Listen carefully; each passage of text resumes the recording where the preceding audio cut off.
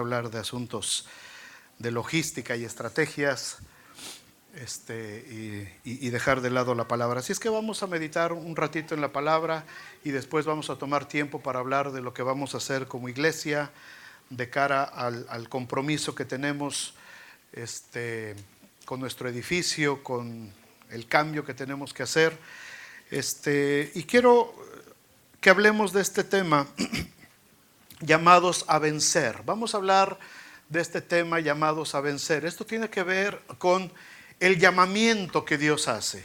El llamamiento que Dios hace. La Biblia, hermanos, la Biblia está llena de relatos de hombres, de mujeres, y todos hemos escuchado tantos relatos de gente que logró victorias tremendas en el Señor. Y a veces nos deleitamos leyendo y escuchando esas historias tan poderosas de gente que logró grandísimas cosas en el Señor. Sin embargo, todas estas personas, desde Abraham, desde Isaac, de Jacob, de Moisés, hablamos de José, hablamos de los jueces, ¿verdad? Del periodo de los jueces. Hoy vamos a hablar de Gedeón. Cuando hablamos de los reyes, de David, cuando hablamos del Nuevo Testamento, Pedro, Juan, Pablo, todos ellos eran personas comunes y corrientes como nosotros. Algunos de ellos tenían estudios, algunos de ellos provenían de estratos sociales altos, algunos eran gente sencilla del pueblo que no tenían estudios, que venían de situaciones muy difíciles y comprometidas, pero había un elemento que los hizo destacar de todo el demás grupo de gente, de la nación donde ellos vivían. Y eso es precisamente el llamado de parte de Dios. Cuando ellos recibían un llamado de parte de Dios, la vida de ellos era transformada. Todo lo que vemos después de esas grandes victorias, todo lo que estos hombres y mujeres lograron en la Biblia, como dice el libro de Hebreos, ¿verdad? Taparon bocas de leones, escaparon y fueron, y todo lo que lograron fue después de haber recibido un llamado de parte de Dios. Cuando recibimos ese llamado, la cosa cambia para nosotros. Cada uno de ellos fueron llamados de Dios, por Dios de una forma especial. Jesús en su tiempo terrenal empezó también a llamar gente, ¿se acuerdan? Los evangelios narran que cuando Jesús empieza a caminar sobre la tierra, después de su bautismo, después de los 40 días en el desierto, en la prueba donde estuvo ayunando y orando, lo primero que hizo fue empezar a llamar a sus discípulos. Y dicen los evangelios que caminando por la orilla del mar de Galilea, vio a dos pescadores que echaban las redes, a Simón y a su hermano Andrés. Y les dice: venid en pos de mí y yo os haré pescadores de hombres. Ahí está el llamado de parte de Dios. Ellos reciben ese llamado y empiezan a caminar con Jesús. Después llama a Juan, después llama a Zebedeo, a Bartolomé, a Tomás, a Mateo. Empieza a llamar gente de diferente, a Judas, a sus hermanos, a sus medios hermanos, a Santiago, a Jacobo. Los empieza a llamar y se forma este equipo. Después de resucitado, también sigue llamando gente. Llama a Saulo de Tarso cuando va de camino a Damasco, se le aparece y lo llama para que le sirva, y empieza a llamar el Señor a mucha gente. Así es que nadie se podía resistir al poderoso llamado de Jesús. Las instrucciones para ellos eran muy simples. ¿Qué cosa fue lo que le dijo a Mateo cuando Mateo Leví estaba en el banco de los tributos públicos cobrando los impuestos? ¿Cuál fue el llamado de parte de Jesús para él? ¿Qué le dijo?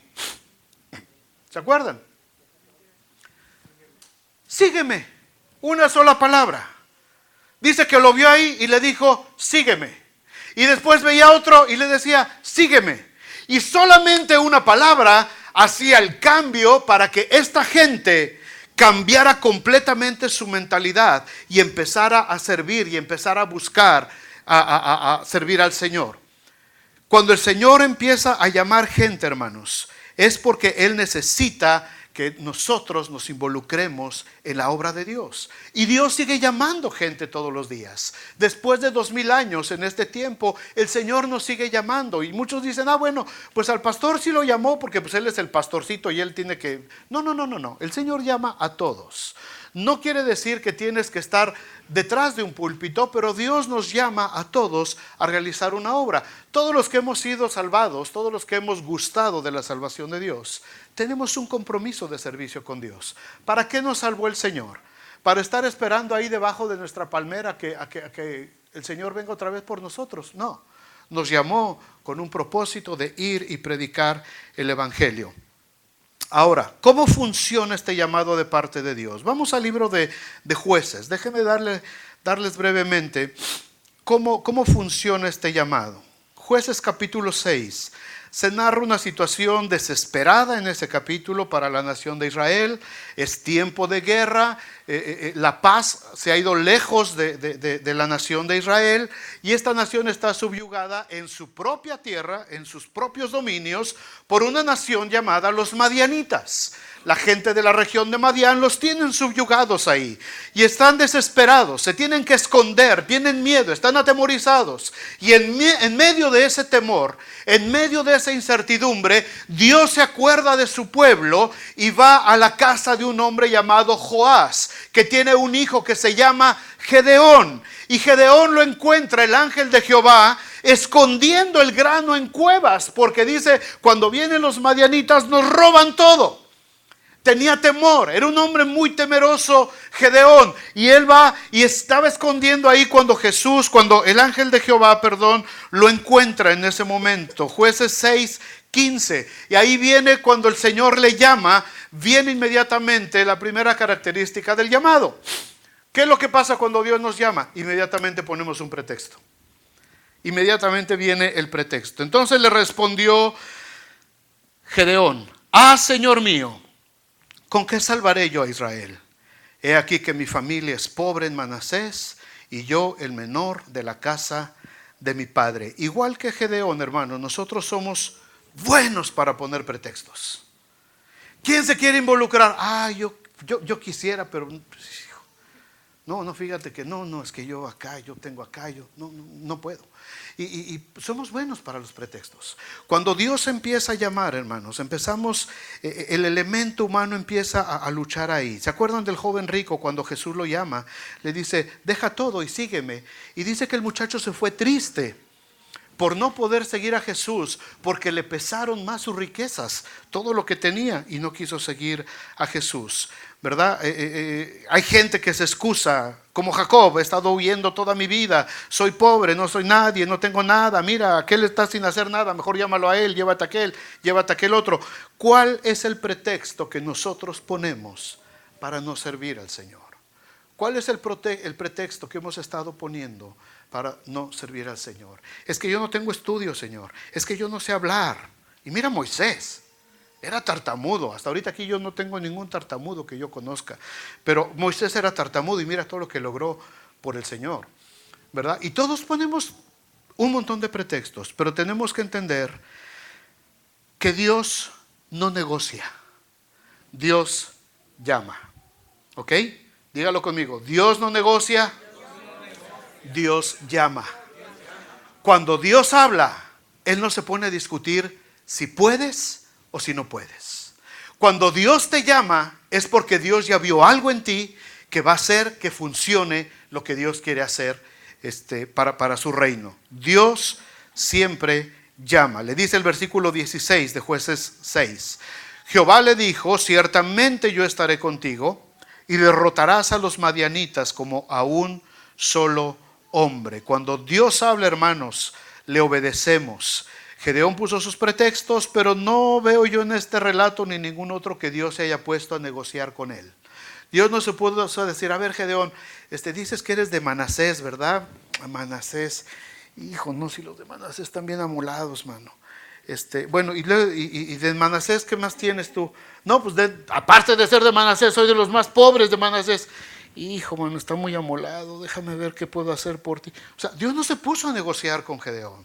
Dios ni siquiera le prestó oídos al pretexto de Gedeón. Dios le dijo: yo voy a ir contigo, yo voy a estar contigo. Cuando leemos relatos como Elías, escondido en la cueva de Horeb, se le aparece el Señor: Elías, ¿qué haces aquí? Señor, es que tuve celo por tu obra y tú sabes que yo te amo y tú sabes que yo te he servido y todo, pero tuve miedo y acá estoy, Señor, atemorizado porque está Jezabel. Dijo que me iba a matar y el Señor no se pone ni siquiera a consolarlo. Échate un lonche, mano, porque todavía tienes mucha chamba que hacer. O sea, ¿a qué hora se puso el Señor a negociar con Elías? No se pone a preguntarle, oye, ¿y crees que la hagas si te mando otra chambita? O sea, Dios le dice, come, descansa, porque todavía tienes mucho trabajo que hacer. Y deja de estar de chillón porque no eres el único. Hay 7,000 más como tú. Así es que con Dios, hermanos, no podemos negociar. Cuando Dios te habla, cuando Dios te llama, inmediatamente tenemos que obedecer. Dios no se pone a preguntarle a su espada, oye, ¿quieres pelear? ¿Te gustaría ir a la batalla? Dios agarra la espada, le saca filo y se va a la guerra. Y nosotros somos las espadas de Dios. Así es que cuando Dios llama, hermanos, no podemos entrar en negociaciones. No podemos negarnos. El plan de Dios no se va a detener. El plan de Dios se va a cumplir a pesar de nosotros. Si nosotros no queremos entrar, Dios va a poner gente que quiere entrar. Si nosotros no queremos ir, Dios va a poner gente que quiera ir. Si alguien se rehúsa al llamado de Dios, sencillamente Dios lo hace a un lado y llama a alguien más. ¿Se acuerdan del poderoso rey Saúl, el primer rey de Israel? Cuando la riega, se acerca el profeta Samuel y le dice, Jehová ha rasgado hoy de ti el reino de Israel y lo ha dado a un prójimo tuyo mejor que tú. Y se desaparece Saúl. Y toda la promesa y toda la bendición que venía para toda su descendencia de Saúl se pierde. Porque Saúl no estuvo dispuesto a obedecer al Señor. Así es que cuando Dios llama, hermanos, y a cada uno de nosotros nos llama en un momento de nuestra vida, cuando Dios nos llama, vamos a obedecer. Cuando Dios dice, tenemos que ir. Cuando Dios nos manda, tenemos que hacerlo, porque de otra manera el Señor dice, si tú no quieres, entonces te quito toda la bendición que tenía para ti y se la voy a dar a alguien que sí lo quiera hacer. Y Dios lo hace. Dios lo hace. Gracias a Dios por su misericordia y gracias a Dios porque Él nos da segundas oportunidades. Pero hemos visto tantísimas veces como cuando nosotros no obedecemos al Señor, el Señor nos hace a un lado sencillamente y el Señor se pone a otro. ¿Cierto o no, muchachos? Sucede en todos lados. Dios así funciona. No es asunto de nosotros. Gedeón, ¿qué hace? Le ofrece una ofrenda al ángel de Jehová. Y aquí es donde recibe la señal de parte de Dios. Versículo 21. Extendiendo el ángel de Jehová el báculo que tenía en su mano, tocó con la punta la carne y los panes sin levadura que estaban sobre el altar, desde luego, y subió fuego de la peña, el cual consumió la carne, los panes, y el ángel de Jehová desapareció de su vista. Y aquí vienen dos palabras claves en el versículo 22. Viendo entonces. Díganlo conmigo. Viendo entonces. Esta es la palabra clave cuando nosotros recibimos un llamado de parte de Dios. Viendo entonces Gedeón, que era el ángel de Jehová, dijo, Señor Jehová, que he visto al ángel de Jehová cara a cara. ¿Cuántas veces, amados, hemos venido a la iglesia? ¿Cuántas veces hemos escuchado la palabra de Dios? ¿Cuántas invitaciones hemos recibido para servir al Señor? Pero llega un momento en nuestra vida, llega un momento cuando podemos decir, viendo entonces que es Dios el que me llama. Cuando nos damos cuenta de quién es el que nos está hablando, cuando nos damos cuenta que no es asunto de la iglesia, del pastor, de los líderes, que es asunto de Dios el que nos está llamando inmediatamente, entonces dice Gedeón que se dio cuenta de lo que estaba sucediendo. Él había tenido este diálogo con el ángel, él había ofrecido el sacrificio, él había preparado todo, y cuando el sacrificio es consumado y el ángel se va en medio de esa llama de fuego, entonces él se da cuenta de lo que está sucediendo. Y él se da cuenta de con quién estaba hablando y se da cuenta de su condición humana. Y lo primero que hace es pensar, ya me voy a morir. Porque vi al Señor cara a cara. Pero si Dios te está llamando, ¿cómo te va a matar? Si Dios te está llamando, no es para que te mueras. Si Dios te está llamando es porque te necesita en la obra. Lo mismo le pasa a Isaías. ¿Se acuerdan? ¡Ay de mí que soy hombre muerto! No, Isaías, no te vas a morir porque te necesito. Si quisiera matarte, pues nomás te mando un rayo y se acabó el asunto. Pero estoy aquí porque te necesito. Entonces, se da cuenta Gedeón, viendo entonces Gedeón, que era el ángel del Señor. Muchas veces, hermanos, si va a llegar y está llegando el tiempo para todos los que estamos aquí, nadie se salva, del más grande al más pequeño. Todos somos llamados de parte de Dios. Todos el Señor nos hace un llamado para servir en algún área de la iglesia, del ministerio. Pero llega un momento en que nos damos cuenta, viendo entonces quién es el que nos llama, es Jesús. ¿Qué es lo que incluyó este llamado de parte de Gedeón? Versículo 23. Jehová le dijo, paz a ti, no tengas temor, no morirás. Paz a ti, no tengas temor, no morirás. Son tres cosas que le está diciendo ahí el Señor a Gedeón. Paz, valor y eternidad. El llamado de Dios para todos nosotros incluye paz, valor y eternidad. Repítanlo conmigo. Paz, valor, eternidad. Cuando Dios nos llama, hermanos, Dios pone en ese llamado santo que Dios nos hace, va a poner paz, va a poner valor para enfrentar lo que tengamos que enfrentar y va a poner eternidad. Es decir, lo que hagamos no solamente va a afectar esta esfera en la que estamos viviendo de tiempo. Todo lo que hacemos tiene repercusión en la eternidad. Jesucristo dijo, no hagáis tesoros en la tierra, donde el orín y el moho corrompen, pero hagan tesoros ¿dónde? En el cielo. ¿Cómo le meto feria al cielo? Sirviendo al Señor.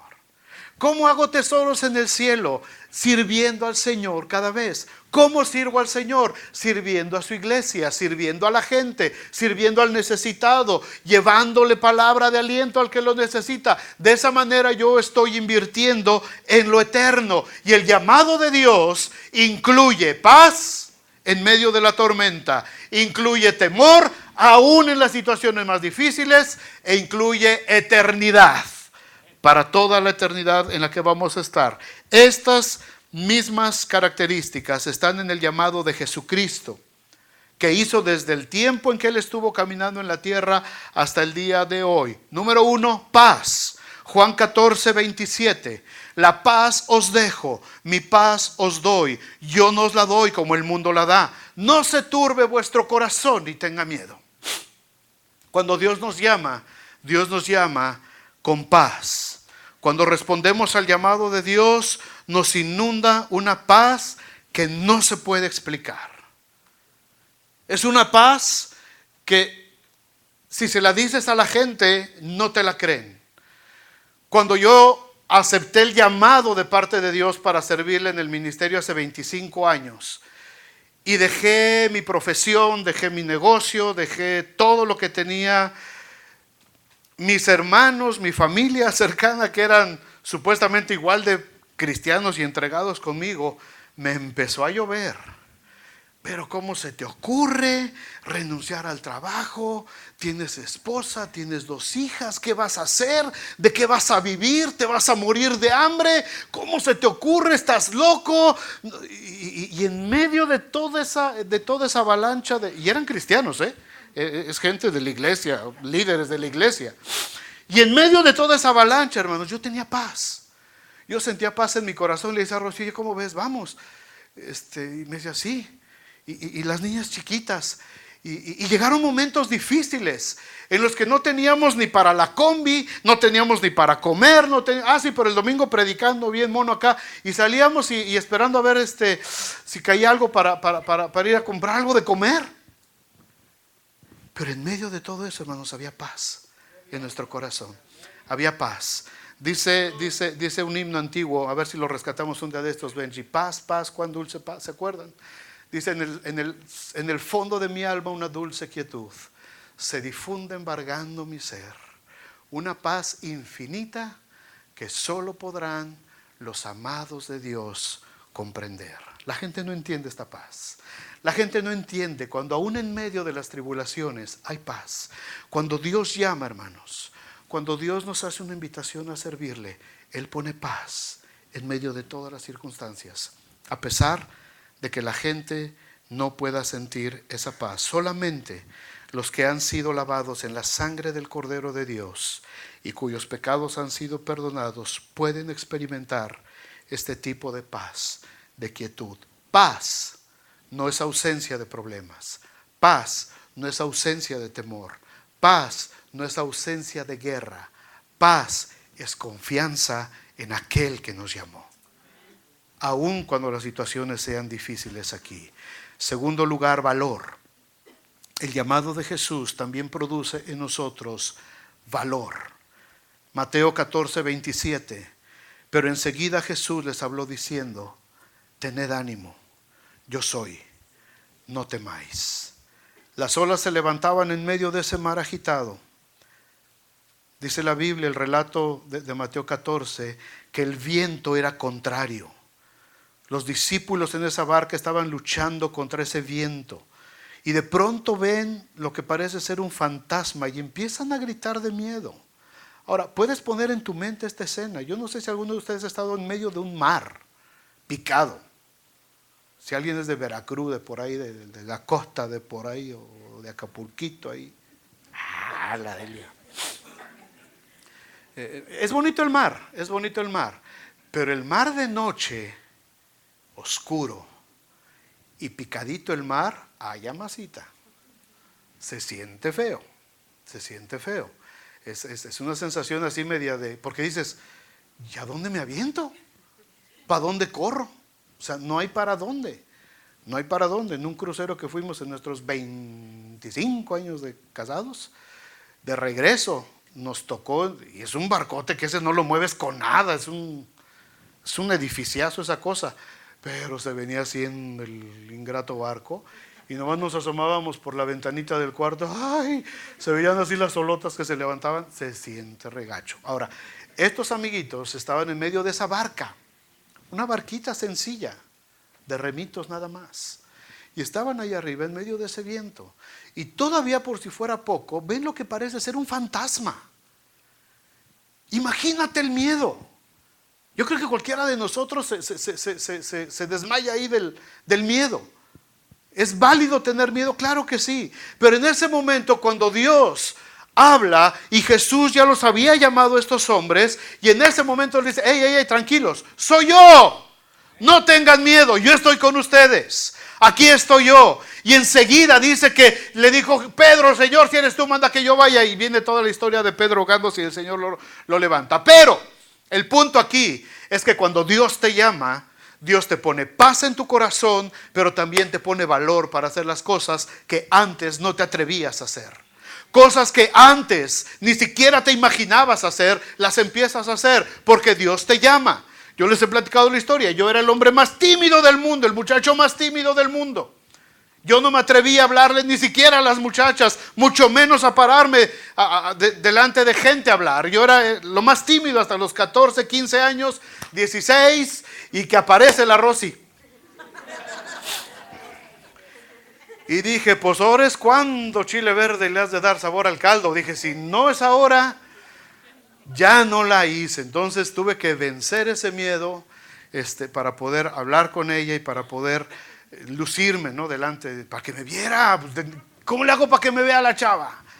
Pues ni modo, tengo que ir al frente y tengo que empezar a hablar a la gente. Y le dije al pastor: pastor, yo le quiero ayudar a dirigir los cultos. ¿Tú? Sí, yo le ayudo. ¿Y qué sabes hacer? Pues sé dirigir los himnos así. Ah, bueno, tú me vas a ayudar a dirigir. Y ya subía yo, ¿no? Con mi trajecito. Y santo, santo. Y ya se me quedó. Ese gordito como que... Cuando Dios te llama, te da valor. Muchos de los que están aquí no se atrevían a hacer cosas que ahora se están atreviendo. Y muchos están pensando aquí: yo quisiera estar ahí, yo quisiera hacer esto, yo quisiera hacer el otro por el Señor, pero siento ese temor, creo que no voy a poder. Si el Señor te está llamando, créeme, el Señor te va a dar el valor para hacer las cosas. Yo me acuerdo cuando empezaste a tocar Samaria en Athens, cuando se nos fue el Arnoldo, de pronto, Arnoldo y Jaira se nos fueron, y Arnoldo tocaba y cantaba y ministraba, y de pronto de la noche a la mañana, pues ¿quién se queda? Pues Sam. Y yo me acuerdo de Sam, a lo mejor ni cuenta se dio, pero yo lo veía y te temblaban los pantalones las primeras veces ahí, y empezaba a tocar y a ministrar la alabanza. Y miren lo que Dios ha hecho después de eso, porque Dios, cuando te llama, Dios te respalda. Dios te da un valor que no sabes ni de dónde sale para hacer las cosas que antes no te atrevías a hacer. Los madianitas estaban en tiempos de Gedeón atemorizando completamente a los israelitas. Ellos tenían una situación difícil, escondiendo la comida. Pero cuando Dios puso este valor en medio de Gedeón, después vemos todo lo que pudo hacer Gedeón y cómo Dios, por mano de Gedeón, libró al pueblo de Israel de los madianitas. Dice aquí, les dice Jesús: tened ánimo, yo soy. Hebreos 13:6 dice: de manera que podemos decir confiadamente, el Señor es mi ayudador, no temeré lo que me pueda hacer el hombre. Y por último, el llamado de Dios no solamente produce paz, no solamente nos da valor, sino que también nos da eternidad. Juan 14:2 dice: en la casa de mi Padre muchas moradas hay. Si así no fuera, yo os lo hubiera dicho. Voy pues a preparar lugar para vosotros. Cuando solamente vivimos, hermanos, viendo el momento en el que estamos y clavado nuestra mirada aquí en la tierra, perdemos de vista la eternidad. Esto se los he compartido muchas veces. Vivimos en una esfera de tiempo demasiado pequeña, demasiado insignificante. Pero a veces en esa esfera de tiempo nos afanamos tanto e invertimos todo nuestro esfuerzo, toda nuestra fuerza, todos nuestros recursos por tratar de vivir lo mejor en esa miserable esferita de tiempo que tenemos. Como dice el salmista, la edad de nuestros años son 70 años y si en los más robustos son 80, con todo su fortaleza es molestia y trabajo, porque pronto pasan y volamos. Job dice: yo vi pasar mis días veloces como un correo. Vi pasar mis días como la lanzadera en manos del tejedor. Es decir, la vida se va rapidísimo. La vida es como la hierba del campo. En la mañana florece y crece, en la tarde se seca y es cortada. Se acabó el asunto. Y muchas veces nosotros, aún siendo cristianos, perdemos de vista la eternidad. Y clavamos nuestra mirada en las cosas terrenales, en esta pequeña esfera de espacio-tiempo en la que estamos viviendo, y no levantamos la mirada para ver las cosas eternas de Dios. ¿Sí me entienden esto? No quiere decir que nos vamos a olvidar del mundo y nos vamos a ir a refugiar en una cueva, como hicieron los escetas, los esenios, allá en los primeros siglos, y esperar a que el Señor venga. O sea, no nos vamos a afanar, no. Tenemos que trabajar, tenemos que suplir a nuestras familias, tenemos que tener lo necesario para vivir. Pero lo que nos mata, hermanos, es el afán. Y muchas veces lo que nos mata también es que en medio de ese afán dejamos solamente un pequeño espacio para las cosas espirituales. Tenemos mucho tiempo para todo lo demás. Pero el plan de lectura bíblica, yo no sé cómo vamos todos en este año, ya vamos en marzo. Yo no sé cómo va el plan de lectura bíblica. Y muchos dicen, si vieran, no tengo tiempo. No, es que me levanto a las 4 de la mañana, mano, y a las 11, 12 de la noche voy para... Sí, pero en el Inter, te aventaste 2 novelas, te aventaste un partido de fútbol, te aventaste 2 horas en el Facebook poniendo chismes y viendo chismes y caritas y... Pero a la hora de leer la Biblia, no tuvimos tiempo, ¿verdad que sí? Así nos pasa, así nos pasa. Oye, vamos a trabajar al edificio. Mano, yo quisiera, pero... Y al ratito un diezmo. Aquí echando unos tacos acá. O sea, no sacrificamos.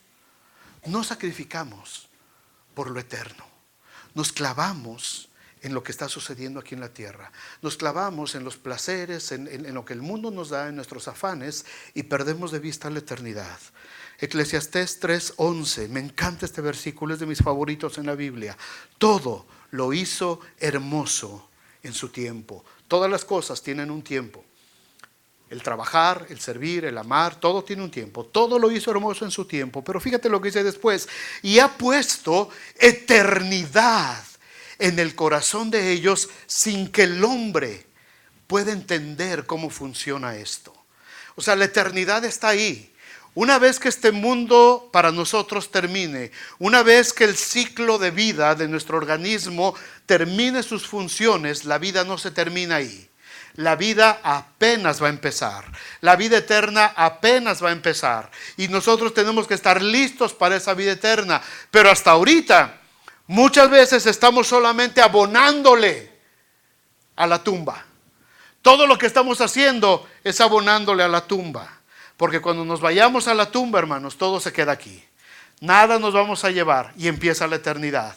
Y cuando empiece la eternidad, vamos a llegar al cielo y nos van a presentar nuestro estado de cuenta. A ver, acá está tu estado de cuenta. Oye, Señor, pero esta hoja no dice nada. Pues no hiciste nada. No le metiste nada. ¿Cómo quieres que tenga algo? Dios ha puesto eternidad en nuestro corazón sin que el hombre alcance a entender la obra que Dios ha hecho desde el principio hasta el fin. Cuando Dios llama, amados, tenemos que obedecerle. Nos ha llamado a dejar el pecado. Gracias a Dios que los que estamos aquí ya obedecimos ese primer llamado, pero todavía hay mucho más. El Señor nos sigue llamando para establecer su reino en esta ciudad. Hacen falta manos, hay mucho trabajo por hacer. Dios ha llamado a esta iglesia a conquistar esta región tan llena de hispanos. Tenemos que abrir iglesias en Elkhart, tenemos que abrir una iglesia en Goshen, tenemos que ir allá a Michigan. Ramón, ¿dónde estás? Ahí estás.